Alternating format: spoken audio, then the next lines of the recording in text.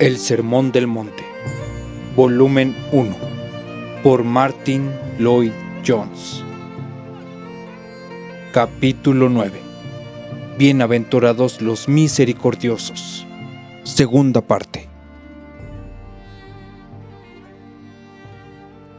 Esta es, pues, una definición aproximada de qué significa ser misericordioso.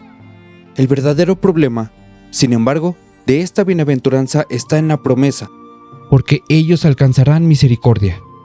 Quizá no ha habido otra bienaventuranza tan mal entendida como esta. Dicen: soy misericordioso con los demás, por tanto Dios lo será conmigo. Si perdono, seré perdonado. La condición para ser perdonado es que perdone. Ahora bien, la mejor manera de enfocar este problema es verlo en dos afirmaciones paralelas. Primero está la conocida frase del Padre Nuestro y que es el equivalente exacto a esta: perdónanos nuestras deudas, como también nosotros perdonamos a nuestros deudores. Hay quienes interpretan esto en el sentido de que si uno perdona, será perdonado, si no, no lo será. Algunos no quieren decir el Padre Nuestro por esta razón.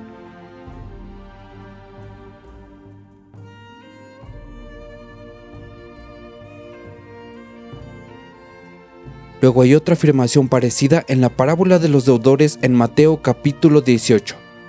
Un siervo cruel le debía a su señor. Este le pidió que pagara.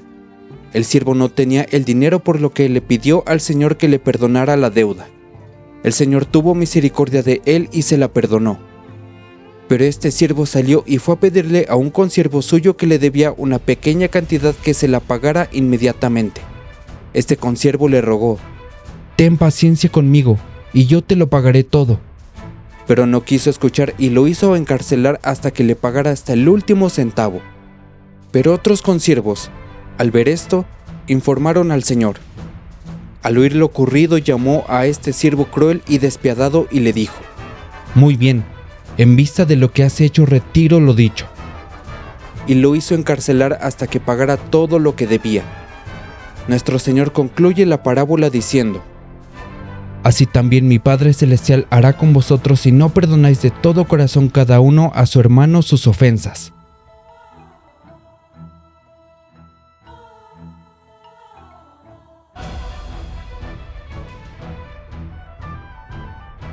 Ante esto volvemos a oír que dicen: bien, ¿acaso estas palabras no enseñan con claridad que Dios me perdona solo cuando yo perdono a otros y en tanto en cuanto así lo hago?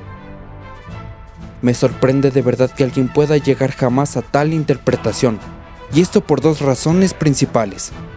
Primera, si fuéramos a ser juzgados así, sin duda que ninguno de nosotros sería perdonado ni nadie llegaría jamás al cielo. Si hay que interpretar el pasaje en este sentido legal estricto, el perdón es imposible. Sorprende que haya personas que piensen así, sin darse cuenta de que al hacerlo se condenan a sí mismas.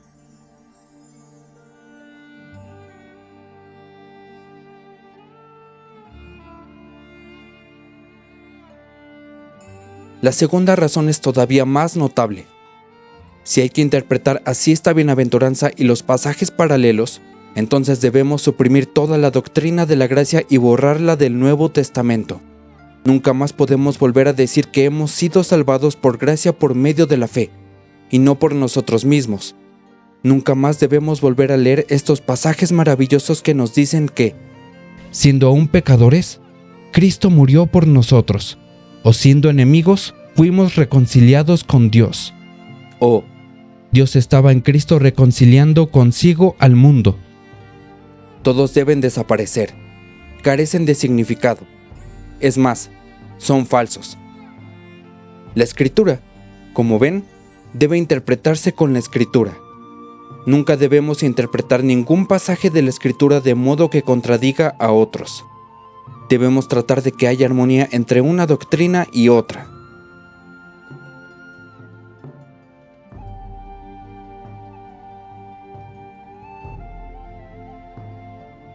Si aplicamos este principio al punto que estamos tratando, la explicación es perfectamente sencilla.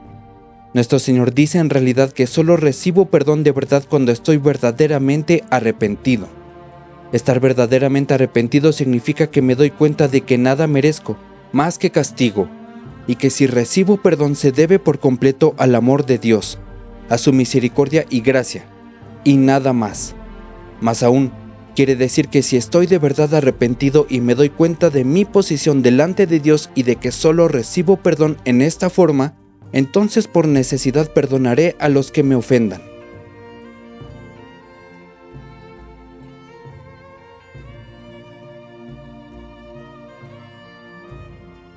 Digámoslo de otro modo, he procurado hacer ver cómo cada una de estas bienaventuranzas se sigue de la anterior.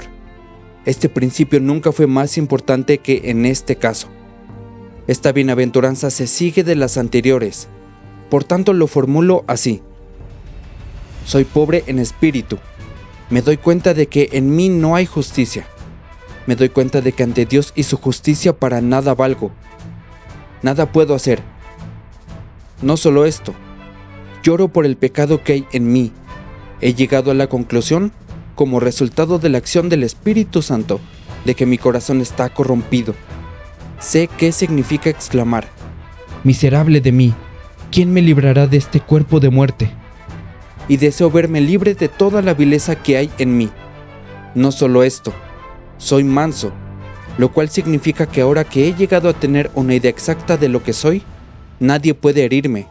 Nadie puede ofenderme, nadie puede ni siquiera decir algo verdaderamente odioso, y por ello he tenido hambre y sed de justicia. La he deseado, he visto que no la puedo producir yo, y que nadie puede hacerlo. He visto mi situación desesperada delante de Dios. He tenido hambre y sed de esta justicia que me hará justo delante de Dios, que me reconciliará con Él, y que me dará una vida y naturaleza nuevas. Y lo he visto en Cristo. He sido saciado. Lo he recibido como don gratuito.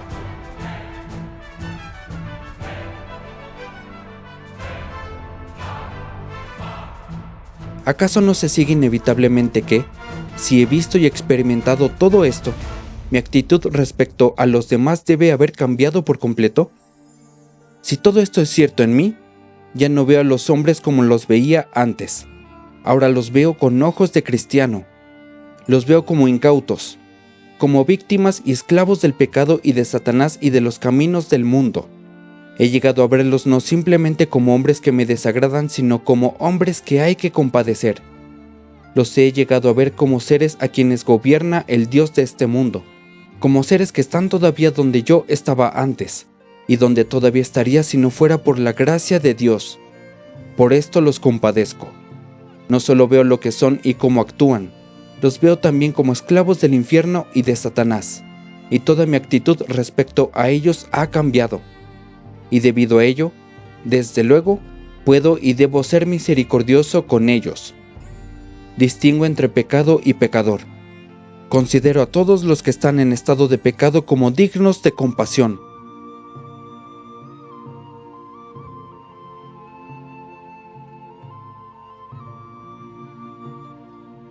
Pero volvamos una vez más al ejemplo supremo. Contemplémosle en la cruz, al que nunca pecó, al que nunca hizo daño a nadie, al que vino a predicar la verdad, al que vino a buscar y salvar al perdido. Ahí está, clavado en la cruz, sufriendo agonías de muerte, y con todo, ¿qué dice y cómo considera a los responsables de lo que está sufriendo? Padre, perdónalos. ¿Por qué? Porque no saben lo que hacen. No son ellos, sino Satanás. Ellos son las víctimas. El pecado los domina. Padre, perdónalos, porque no saben lo que hacen. Ustedes y yo hemos de llegar a ser así. Veamos a Esteban cómo llegó a serlo. Mientras lo lapidan, ¿qué dice? Ora al Padre Celestial y exclama: Señor, no les tomes en cuenta este pecado. No saben lo que hacen, Señor. Dice Esteban: están locos debido al pecado. No me ven como a siervo tuyo. No te conocen a ti, mi Señor y Maestro. Los sigue el Dios de este mundo. No les tomes en cuenta este pecado. No son responsables. tiene compasión de ellos y se muestra misericordioso. Así, digo, ha de sentir y actuar el cristiano. Debemos sentir piedad por todos los esclavos del pecado. Así ha de ser nuestra actitud hacia la gente.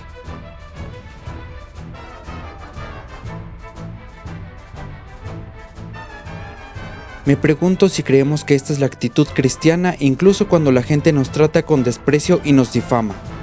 Como veremos luego en el Sermón del Monte, incluso en casos así, debemos ser misericordiosos. ¿Han pasado por alguna experiencia así? ¿No han sentido compasión por personas que muestran en la cara la amargura e ira que sienten? Ha de tenérseles compasión. Consideremos las cosas por las que se enfadan, tan distintos de Cristo, tan distintos de Dios que se lo perdona todo. Deberíamos sentir una gran compasión por ellos. Deberíamos pedir a Dios por ellos y suplicarle que tenga misericordia de ellos. Digo que todo esto se sigue necesariamente si hemos experimentado de verdad qué significa ser perdonado.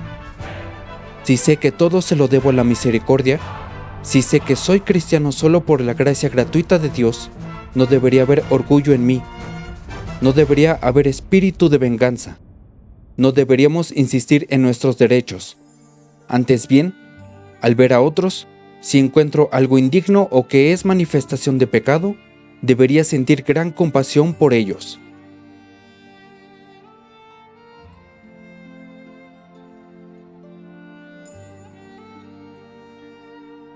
Todo esto se sigue en forma ineluctable y automática. Esto dice nuestro Señor en este pasaje. Si tiene misericordia, la tiene de este modo. Ya la tiene, pero la tendrá también cada vez que peque, porque cuando caiga en la cuenta de lo que has hecho volverá a decirle a Dios: ten misericordia de mí, oh Dios. Pero recuerden esto, si, cuando pecan, se dan cuenta de ello y acuden a Dios arrepentidos, y allá de rodillas se dan cuenta de que no perdonan ustedes a alguien, no tendrán confianza en la oración, se despreciarán. Como lo dice David: si en mi corazón hubiese yo mirado a la iniquidad, el Señor no me habría escuchado. Si uno no perdona a su hermano, se puede pedir perdón a Dios, pero no se puede tener confianza en la propia oración, y la oración no será escuchada. Esto es lo que dice esta bienaventuranza. Esto es lo que dice nuestro Señor en la parábola del siervo injusto. Si ese siervo cruel e injusto no perdonaba a su consiervo, quería decir que no había nunca entendido el perdón ni la relación con su Señor. Por ello no fue perdonado, porque una condición para el perdón es el arrepentimiento.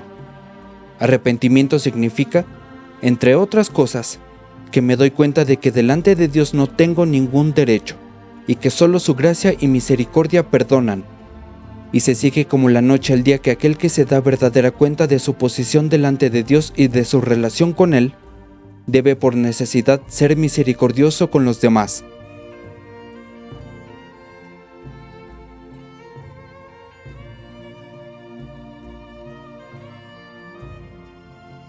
Es algo solemne, grave y, en cierto modo, terrible decir que uno no puede recibir perdón a no ser que perdone.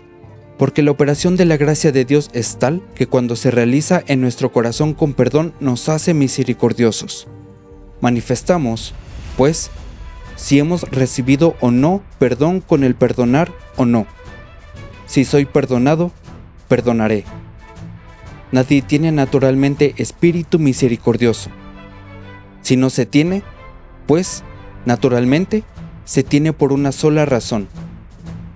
Hemos visto lo que Dios ha hecho por nosotros a pesar de lo que merecemos y decimos: sé que he recibido perdón, por tanto, voy a perdonar. Bienaventurados los misericordiosos, porque ellos alcanzarán misericordia. Por haber recibido ya misericordia, son misericordiosos. Al vivir en el mundo, caemos en pecado. En cuanto esto sucede, necesitamos misericordia y la conseguimos. Y recuerden el fin. En 2 de Timoteo capítulo 1 versos 16 al 18, Pablo menciona a Onesíforo, al que recuerda por haber tenido compasión de él y por qué lo había visitado cuando se hallaba prisionero en Roma. Luego añade: concédale al Señor que haya misericordia cerca del Señor en aquel día, Sí, entonces la necesitaremos. La necesitaremos al final, en el día del juicio, cuando nos presentemos todos delante del tribunal de Cristo para darle cuenta de nuestros actos. No cabe duda que habrá cosas malas y pecaminosas, por las que necesitaremos misericordia en aquel día. Y, gracias a Dios, si la gracia de Cristo está en nosotros, si el Espíritu del Señor está en nosotros y somos misericordiosos, entonces conseguiremos misericordia en aquel día. Lo que me hace misericordioso es la gracia de Dios, pero la gracia de Dios sí me hace misericordioso. Por ello todo se explica así. Si no soy misericordioso, hay una sola explicación. Nunca he entendido la gracia y misericordia de Dios. Estoy apartado de Cristo. Sigo todavía en mis pecados. No he recibido perdón.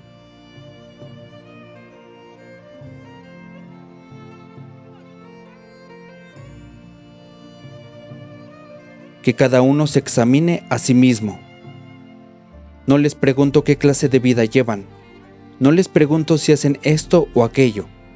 No les pregunto si tienen un cierto interés por el reino de Dios. Solo les pregunto esto: ¿son misericordiosos?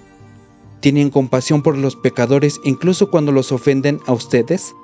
¿Tienen compasión por todos los que son víctimas del mundo, de la carne y del demonio? Esta es la piedra de toque. Bienaventurados, felices, los misericordiosos, porque ellos alcanzarán misericordia.